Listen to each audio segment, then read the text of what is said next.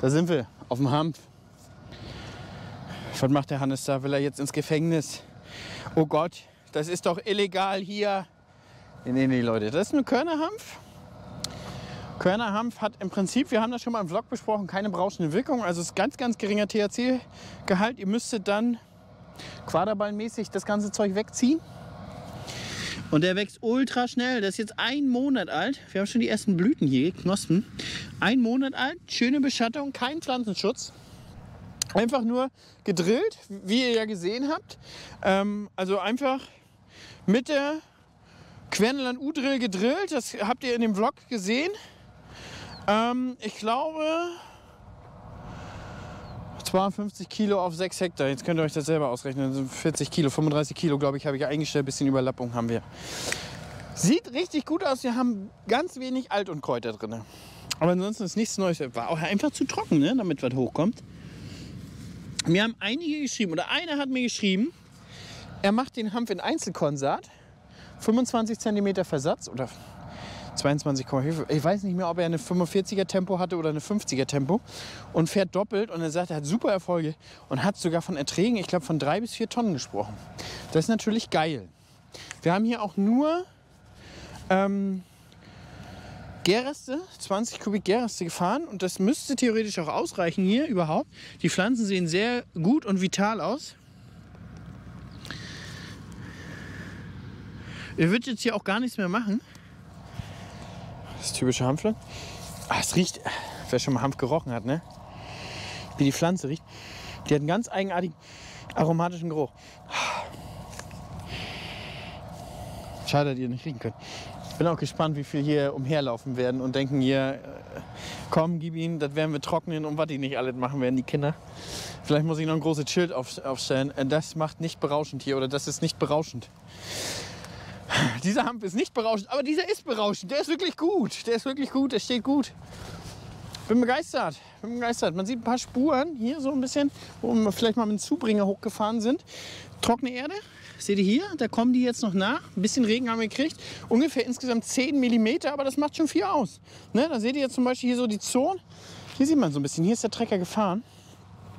Da haben wir hier so ein bisschen Strukturprobleme, gerade wenn wir flach arbeiten im Boden.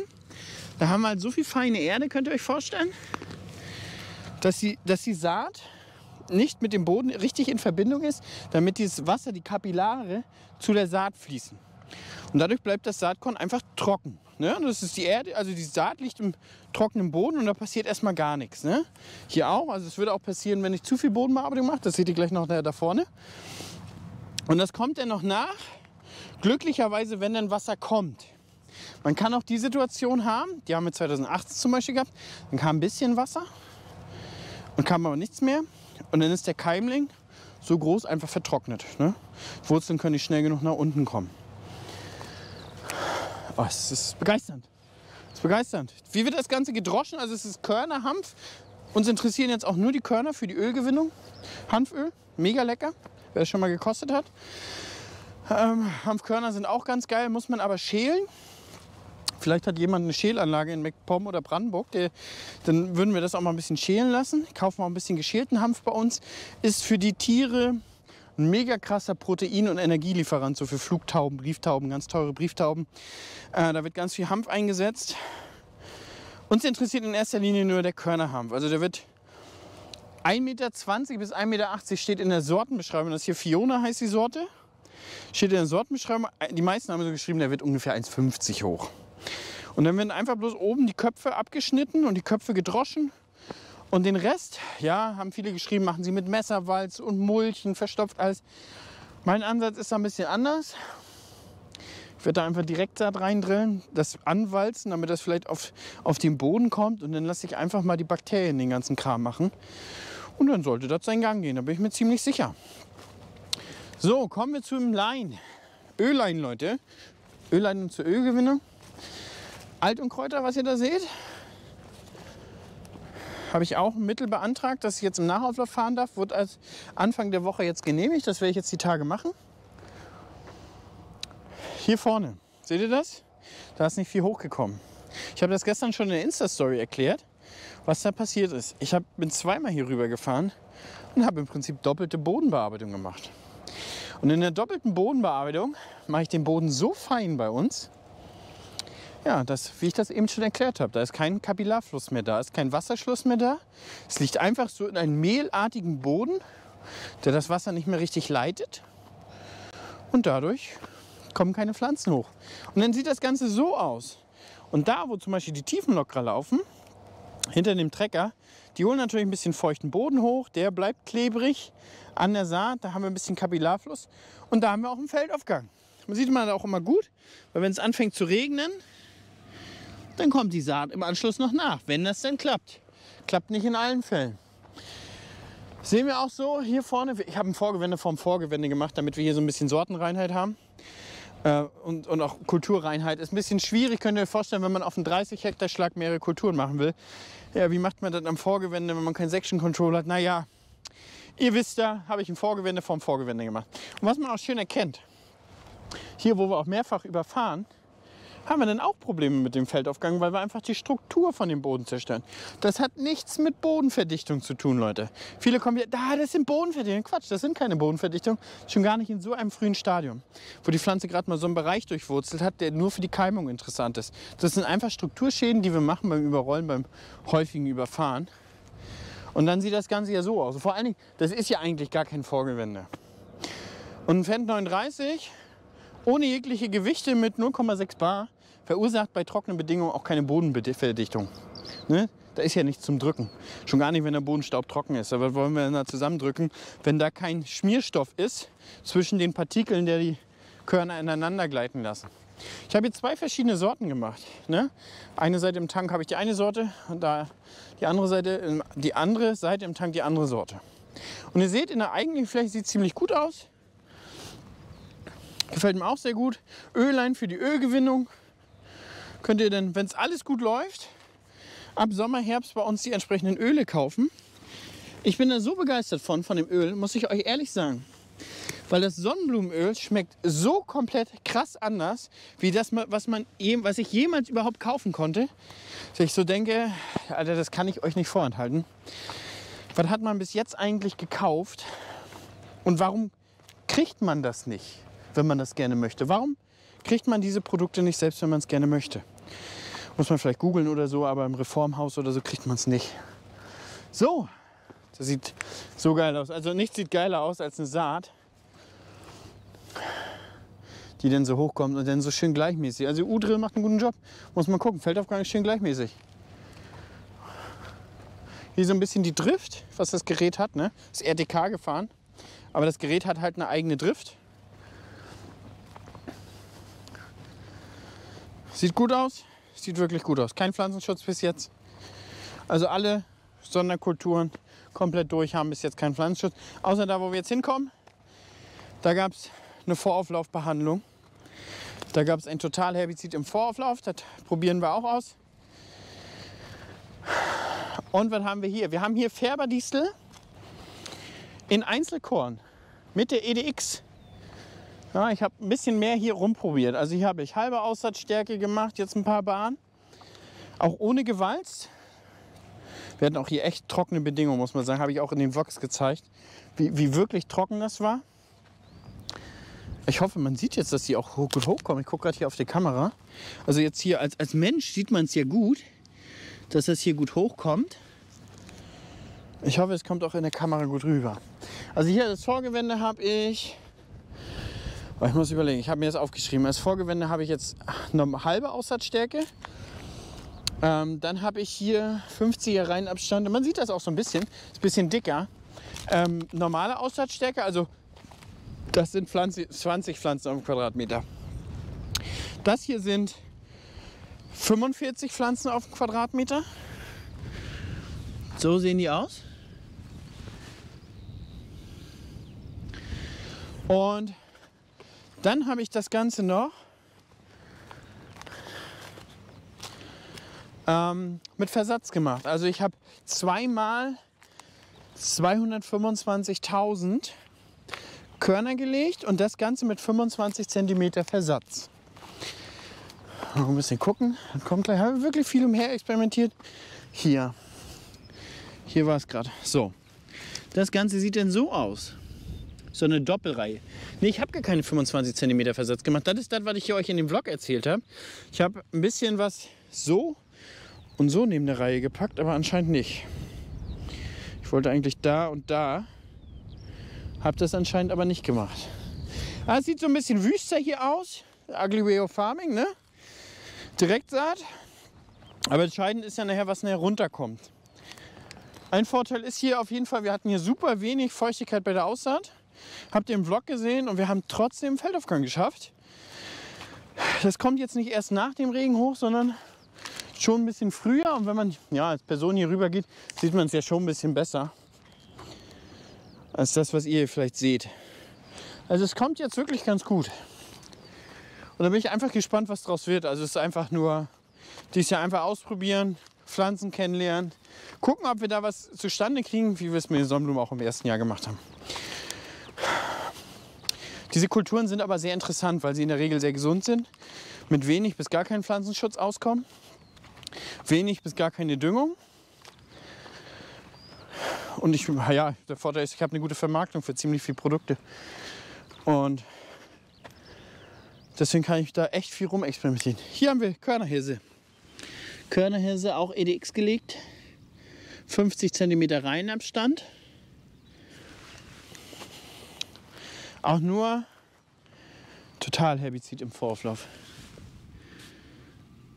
So sieht das aus. Man sieht jetzt auch ein bisschen durch den Regen, wie der Sand hier, die kleinen Kieskörner hier richtig hochgewaschen sind, oder? Das Schöne ist halt, dass sie die Struktur halt schön erhalten haben. Das ist halt die große Gefahr bei mir auf den Böden. Ein bisschen zu viel und dann wird es alles schon wieder nichts mehr. Sieht gut aus, entwickelt sich gut. Hier, den Teil haben wir nachgewalzt, da hatten wir ein paar Reihen nicht nachgewalzt. Ich glaube, mir gefällt das fast besser ohne Walzen.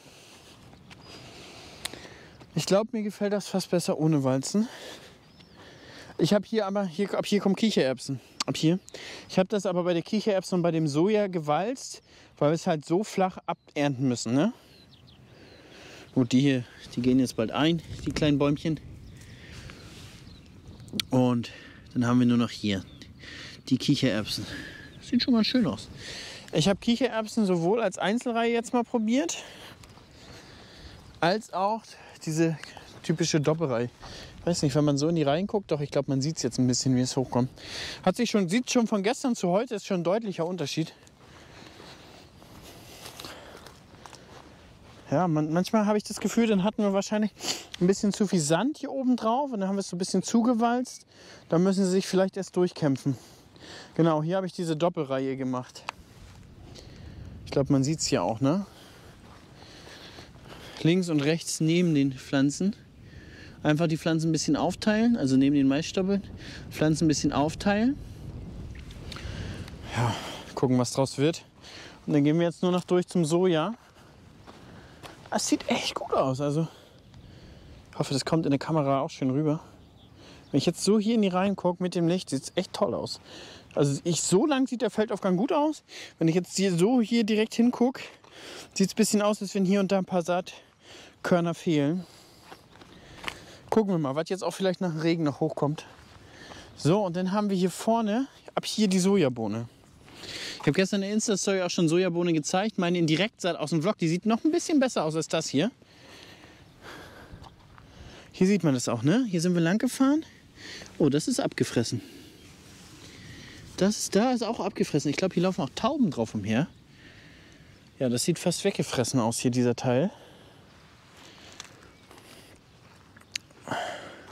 Hier auch. Also hier, die kamen raus, die fehlen aber total.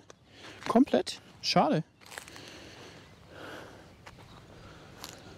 Ja, vielleicht wird das Problem auch ein bisschen geringer, wenn die Fläche größer ist. Das sind halt hier nur 1 Hektar. Kichererbsen anscheinend wollen sie nicht. Aber Soja. Also die raus sind, sehen gut aus, aber hier, ne? Leider abgefressen. Hier kommt noch eine. Ein paar werden sicherlich jetzt auch noch die Tage kommen. Die scheinen abgefressen auszusehen. Abgefressen. Ja. Schade, dass ein paar nicht da sind, aber vielleicht kommt das noch. Hier nebenan unser Grünland. Das wird jetzt auch die nächste Woche wird das gemäht. Aber seht hier oben auf der Sandkuppe, wir sind ja hier auf der Sandkuppe, ist nicht viel, ne? Hier ist meine Hand, das ist nicht viel. Aber im Moor sieht schon ein bisschen besser aus. Sieht eigentlich glaube ich, wird es ein durchschnittlicher erster Schnitt. Gut, gucken wir noch mal hier mit der Sojabohne. Also die Sojabohne in Direktsaat sieht fast besser aus, muss ich sagen. Also sieht der Feldaufgang schon einheitlich aus. Hier gefühlt ist gar nichts am Rand. Hier ein paar. Mal gucken, was jetzt noch kommt. Entweder wird das wirklich weggefressen von den Tauben. Hier sieht man richtig rausgezogen. Tauben oder Kraniche, Leute? Wer hat da Erfahrung mit? Was ist es? Oh, hier fehlen echt viele. Ich habe jetzt aber auch kein Saatgut mehr, um da irgendwas noch mal nachzulegen. Muss ja jetzt einfach mitleben mit dem, was da hochkommt.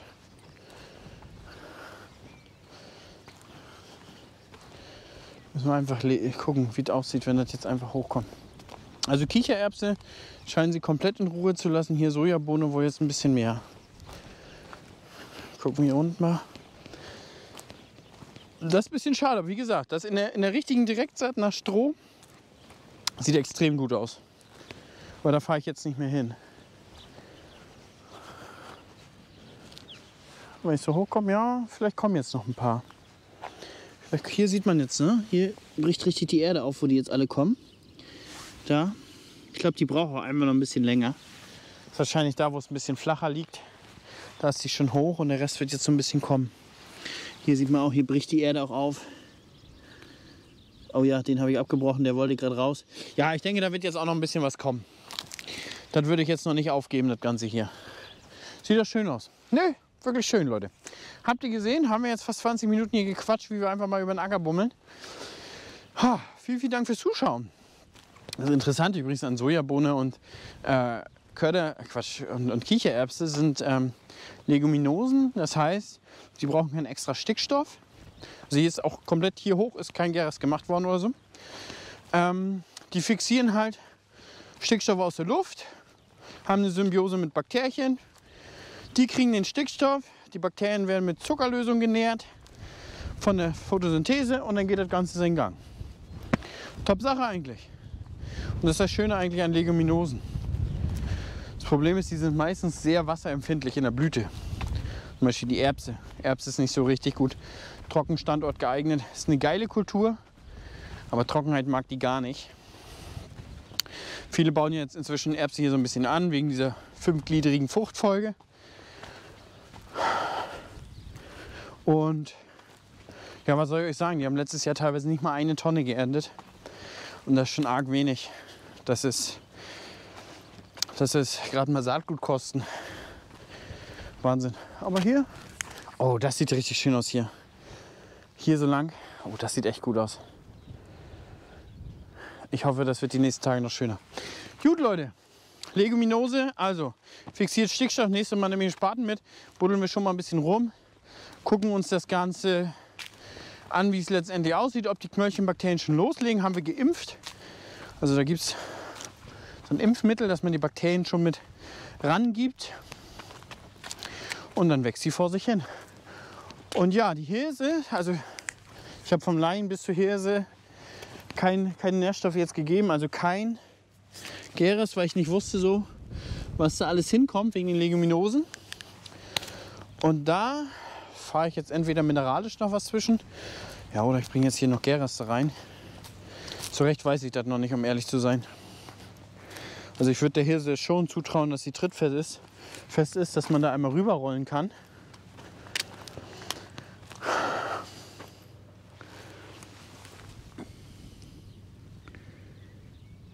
Selber Diesel.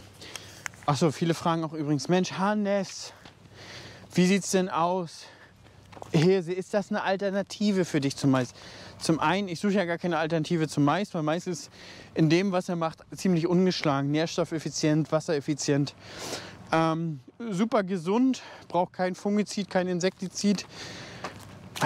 Ist einfach genial. Zum anderen, ich habe 5 Jahre Hirse angebaut und habe ja immer so auf 20 Hektar weil ich gedacht habe, guck mal, kannst Fruchtfolge vielleicht erweitern und. Vielleicht erntest du auch mehr. Ich kann euch sagen, in den 5 Jahren ist ein schlechter Mais immer noch besser als eine gute Hirse. Weil selbst wenn sie 40, 45 Tonnen auf dem Hektar erntet, dann ist sie bei weitem nicht so energiedicht. Das heißt, man füttert fast doppelt so viel in der Biogas. Riesennachteil, dann hat man, die wird einfach nicht richtig reif. Die ganze Pflanze halt, ne? Man hat dann immer so 25% Trockensubstanz.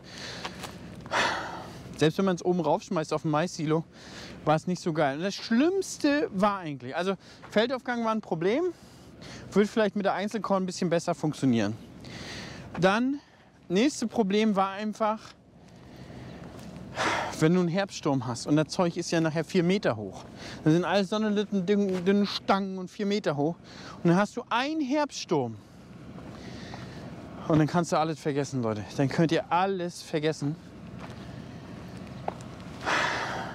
Dann liegt das Zeug auf dieser Höhe. So. Und wir haben da an 10 Hektar wirklich 2 Tage uns einen abgequält. Mit Direktschneidwerk, mit normales Mähwerk, mit normales Orbis. Aber es liegt alles so ineinander verflochten, das ist der absolute Albtraum gewesen. Und da haben wir es dann einfach sein lassen. Muss man echt sagen. Also der Aufwand war es dann echt nicht wert. Der sieht so gut aus. Mal gucken, wie der drischt. Haben mir schon eine potenzielle 15 Hektar Fläche für nächstes Jahr ausgesucht. Wo ich das, glaube ich, ganz gut funktionieren wird.